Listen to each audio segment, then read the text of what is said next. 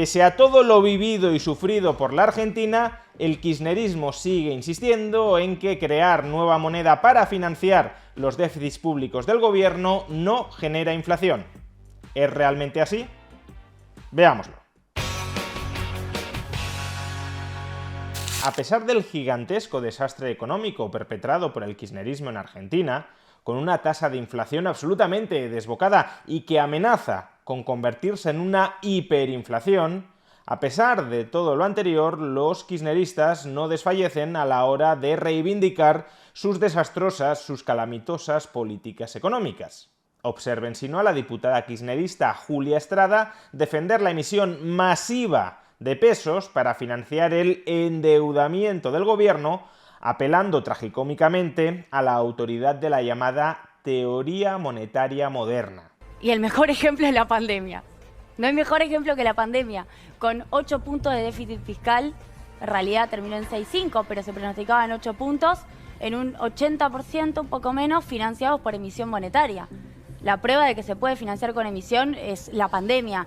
Y hay una teoría, ya que estoy un poco citando nuevas teorías para que si hay algún liberal escuchando se vaya a leer. La teoría monetaria moderna, que es una especie de ayornamiento de algunas miradas keynesianas, plantea que los déficits sirven para crecer.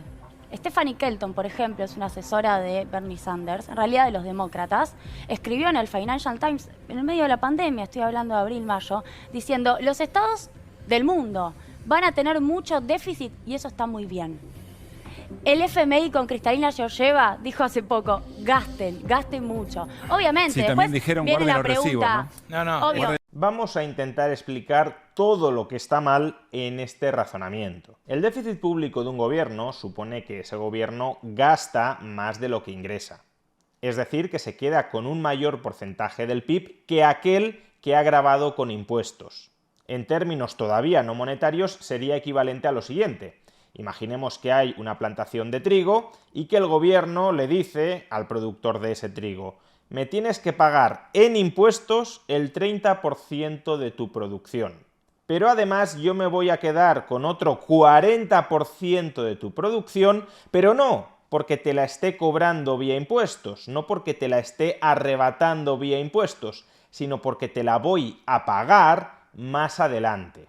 Es decir, que hay una parte del PIB o de esta producción de trigo que el Estado se queda por autoridad fiscal, porque la confisca tributariamente, y hay otra parte del PIB o de esta producción de trigo que el Estado compra voluntariamente, pero que se compromete a pagar más adelante. Sobre la porción del PIB que el Estado reclama vía impuestos, los propietarios no tienen mucho que decir, no tienen mucho que opinar. El Estado les dice, estás obligado a darme esto, y si no cumples con lo que te digo, envío a la policía a casa y te lo van a arrebatar. Por tanto, en el ejemplo de la plantación de trigo sería equivalente a que el Estado confisca por la fuerza el 30% de la producción de trigo.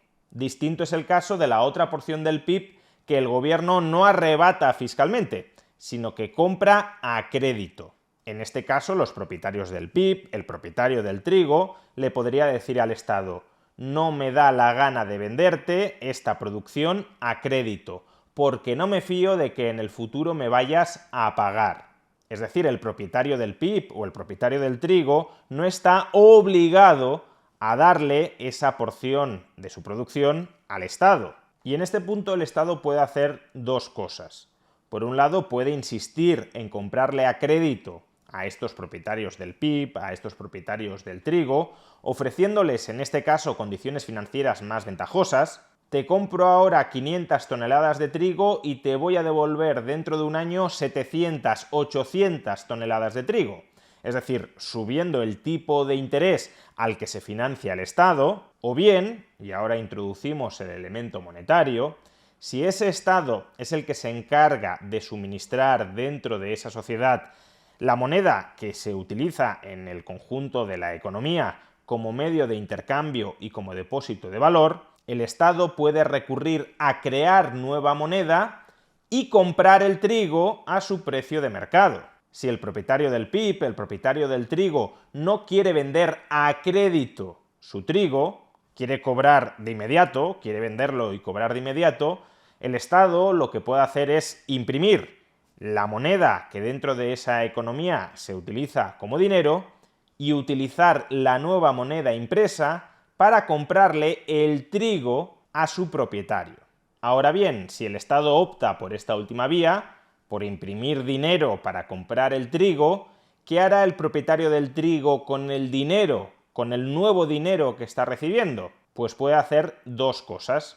La primera, si no quiere gastar ese dinero ahora mismo, sino que únicamente quiere tener un mayor saldo de tesorería, lo que puede hacer es almacenar, atesorar ese dinero. Y en segundo lugar, si no quiere atesorar ese dinero, sino que quiere comprar otros bienes, lo que hará el propietario del trigo es gastar ese nuevo dinero dentro de la economía. Pero claro, ese nuevo dinero que proporciona nueva capacidad de gasto al propietario del trigo ha sido creado por el Estado sin ninguna contrapartida de bienes y servicios reales ahora mismo a la venta. O dicho de otra manera, el gasto nominal dentro de esa economía se incrementa sin que haya aumentado la producción real de bienes y servicios.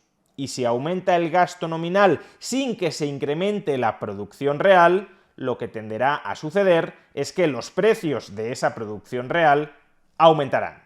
Por supuesto, en ocasiones puede suceder que el aumento del gasto nominal estimule un incremento adicional y a corto plazo de la producción real. Es decir, que si el propietario del trigo quiere comprar ahora mismo más televisores, se produzcan a muy corto plazo más televisores, porque la expectativa de un mayor gasto en televisores estimule a los productores de televisores a contratar más trabajadores y otros factores productivos para producir en el muy corto plazo ese mayor número de televisores. Pero eso no siempre es posible. En el muy corto plazo, la oferta de todas las mercancías no es perfectamente elástica. Y si la oferta de todas las mercancías no es perfectamente elástica, es decir, si un incremento del gasto nominal del 10 o del 20% no conduce simultáneamente a un incremento del 10 o del 20% en la producción real de un bien, entonces el aumento del gasto nominal por encima del incremento de la producción real generará inflación.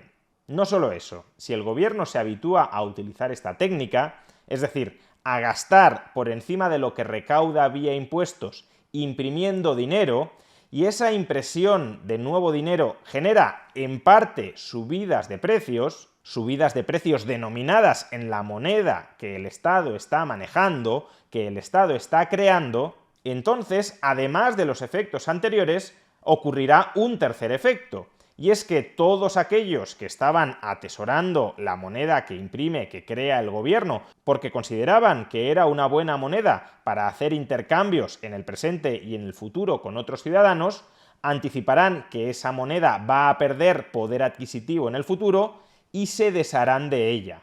Aumentarán su gasto nominal para comprar cualquier otra cosa en lugar de mantenerse con esa moneda que anticipan que se va a depreciar de manera muy intensa, o también utilizarán ese dinero para comprar otros activos financieros, por ejemplo, moneda extranjera que conserve mejor su poder adquisitivo, es decir, que el tipo de cambio de la moneda que está imprimiendo el gobierno se depreciará frente a otras monedas extranjeras gestionadas de manera menos irresponsable.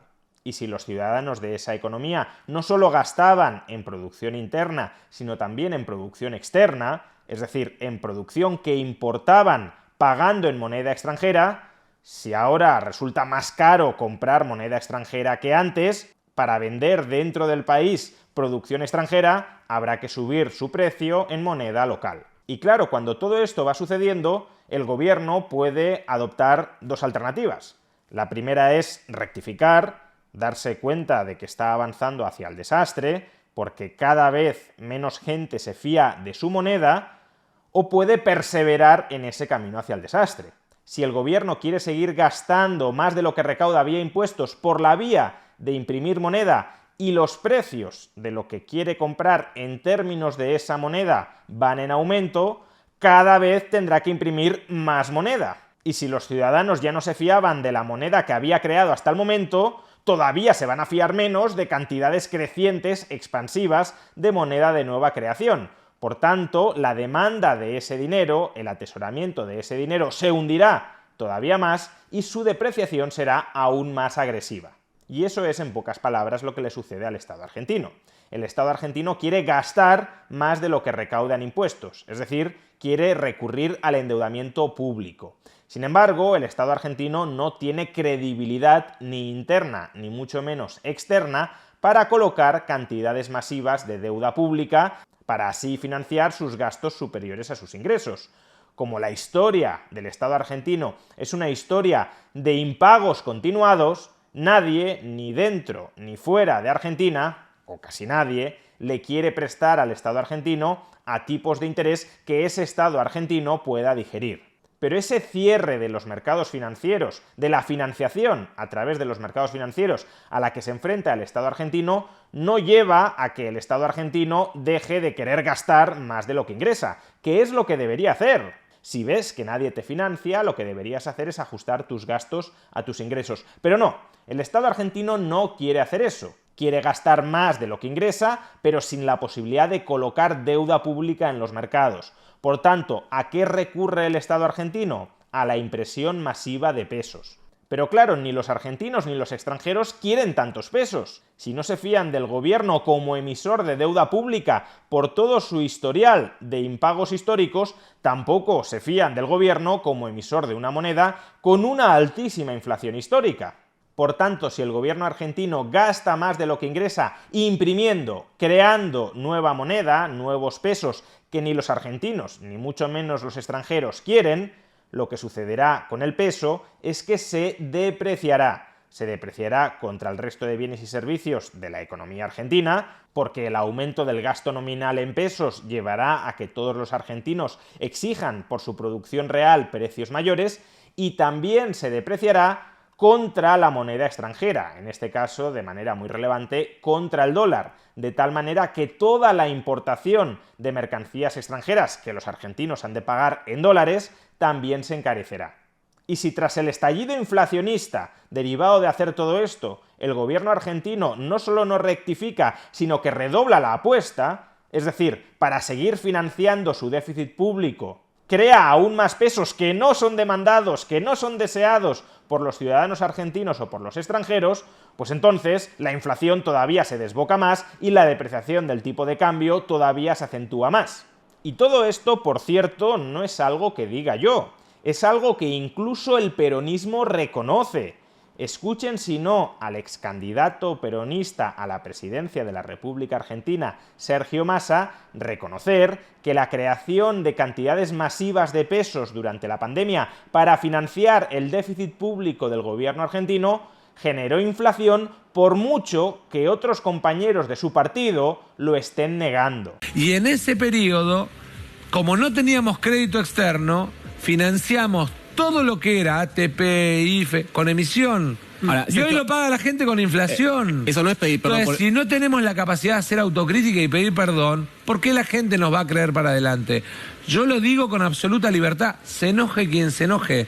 Es que ni siquiera cuando sus compañeros de partido les recuerdan lo evidente, les exponen lo obvio, son capaces de bajarse del burro, o el burro de bajarse de ellos. Y sí, desde luego, siempre que colocas a un defensor de la teoría monetaria moderna delante del espejo de la inflación de países que han aplicado sus políticas, rápidamente salen con la carta del comodín de que Estados Unidos, Japón o incluso la eurozona también han empleado la teoría monetaria moderna y sin embargo no han generado inflación. Y al respecto, dos comentarios. Primero, no es verdad que la aplicación de esas políticas no haya generado inflación. En 2021 y en 2022, y también en parte en 2023, tenemos una inflación inusualmente alta, tanto en la eurozona, como en Estados Unidos, como en Japón, y en gran parte es responsabilidad de haber aplicado esas políticas. Pero es cierto que la inflación que vivimos en la eurozona, en Estados Unidos o en Japón no tiene nada que ver con la altísima inflación que está soportando Argentina. Y es que, en segundo lugar, la demanda de deuda pública y de moneda en Estados Unidos, en la eurozona y en Japón tampoco tiene nada que ver con la demanda de deuda pública y de moneda en la Argentina. Si la eurozona, si Estados Unidos, incluso si Japón, quieren gastar más de lo que ingresan, pueden hacerlo sin ningún tipo de problemas emitiendo más deuda pública en los mercados. porque de momento al menos los mercados les siguen comprando esos nuevos títulos de deuda pública que emiten para financiar sus déficits. A diferencia de Argentina, la eurozona, Estados Unidos o Japón no tienen que recurrir a la emisión monetaria porque nadie les quiera comprar su deuda, sino que en general lo que hacen es convertir en moneda deuda que ya ha sido emitida y comprada en los mercados. ¿Y por qué hacen esto? Pues porque tanto en la eurozona como en Estados Unidos como en Japón hay una elevada demanda de moneda de estos estados. La demanda de dólares, la demanda de euros, la demanda de yenes es una demanda nacional e internacionalmente elevada. No infinita, pero sí desde luego mucho mayor que la demanda de pesos en Argentina. Eso significa que si Estados Unidos, la eurozona o Japón crean nueva moneda, gran parte de esa moneda se mantiene en los saldos de tesorería de sus ciudadanos o de ciudadanos extranjeros que quieren tener exposición a dólares, a yenes o a euros. Si tú aumentas la oferta de una moneda, pero esa moneda no se gasta, sino que se ahorra, se atesora, eso en sí mismo no genera inflación. Pero claro, si tú imprimes muchos más pesos y nadie quiere tener pesos, eso sí genera inflación. En definitiva, si Argentina no quiere repetir los gravosísimos errores del pasado, lo primero que tiene que hacer es aprender sobre las causas de esos errores del pasado. Y el kirchnerismo parece empeñado en que los ciudadanos no aprendan las lecciones que les transmite la pésima historia que han vivido y que ellos, los kirchneristas, han provocado.